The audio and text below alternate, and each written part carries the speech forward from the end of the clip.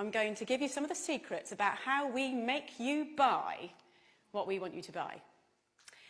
So as a marketer, when I'm first giving you a product, what's my job? Well, my job is to make you want it, to crave it, to need it, to think that it is the best innovation in food since sliced bread. But how do we do it? Well, I'm going to give you a really big example later that I'm going to break right down for you. But let's just start by looking at a few fun little things. So here we have Shreddies, an old favourite, been around for years, very popular in the UK and Canada. Without changing a single little thing about that product, they remarketed them, rebranded them as brand new diamond-shaped Shreddies. Food marketing genius right there. In the 1950s, there was a very important innovation in food. The instant mix cake, one of my personal favourites. When they were first brought out, all you needed to do was to add a little bit of water. Who's not going to love that? Well, actually, no one loved it. No one bought the bloody things. So they did a bit of research. And what they found was that the main consumer, the target consumer, the housewife, felt that it was cheating.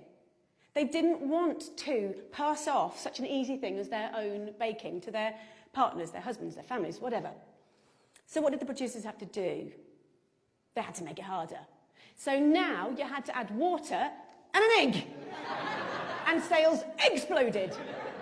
But these examples, these are just chicken feed compared to what I really want to talk about tonight, and that is chickens and pigs and cows. So when we think about where chickens, etc. come from, we think about something a bit like that. That's also our instinctive idea, but we all know if we really think about it, if we think about it deeply, it's probably a little bit more like that. But that's a lot nicer. It's a lot more romantic.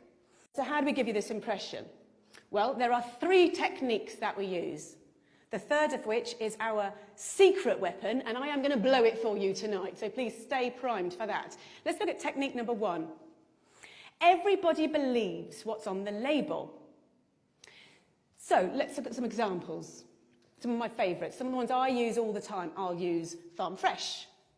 I'll use 100% natural. I'll use butcher's choice. But what does that really actually mean? Well, truthfully, it doesn't mean very much. If we see that on the label, we feel a bit more confident. But let's have a look at what a farm really looks like. It probably looks like that. Now, this is a concentrated animal feeding operation. I'm going to run that past you again. It's a concentrated animal feeding operation. That's not going to look great on a label. Hence, we use farm fresh. Innovation number 2. This is what we use. We focus on progress. Intensive farming was born out of necessity. At the end of the Second World War, resources were extremely tight. Farming had to be by necessity very, very economical. And we've learnt from that, and we've built from that, and we're able to now raise more and more animals in smaller and smaller spaces. So we've got extremely good at it. If we looked at a room of about this size, and this were turned into a chicken barn, it's a 100-seat theatre, how many chickens could we probably fit in this room now? I'm going to say about 4,000. It's pretty impressive, isn't it? It'd probably look a little bit like that. Now, the public aren't going to be massively keen on that idea, and it's my job to make them feel a little bit better about it. So how do I do it? Well, a basic principle of marketing.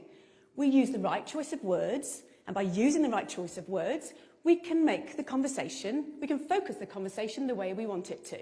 So we'll use an example like this. When you look at that picture, where is your eye drawn? It's drawn right to the middle of the page, massive letters, we've got strive to optimise. What we're looking at in the picture, in reverse, looks a bit like that, but this looks a lot nicer, because we're looking at strive to optimise.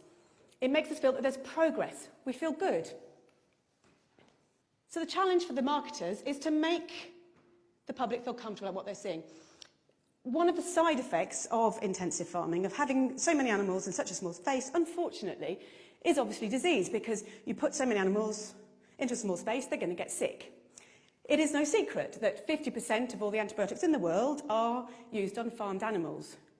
So how do we make the public feel okay with this? How does that happen? My job. How do I do it? I use the language of innovation. So we're going back to our old friends at porkcares.org. And what they do is they say, as farming has become more efficient, veterinarians have incorporated new technologies and methods into practice. This makes us feel good. This is positive. Yeah? This is progress. And when we're then marketing to future consumers, we would perhaps use something like this. This is a colouring book. Pigs and pork. It's absolutely gorgeous. And what we're doing here is we're getting the children to focus on the fact that we're using innovation. So by bringing the pigs out from the muddy fields and into the clean barns, we're taking them away from all that nasty, dirty mud and all the diseases that are lurking there within. Positive. So onto our secret weapon. This is what we really need to focus on. So these two techniques alone, they are not going to work. We need a secret weapon, number 3. It is actually in this room right now. Secret weapon! It is you. So how do we do it? When you're in the supermarket, you don't want to think about where those products have come from. You don't want to think about how those animals have been reared, how they've been treated. The power of willful ignorance cannot be overstated. This is systemised cruelty on a massive scale, and we only get away with it because everyone is prepared to look the other way. Thank you.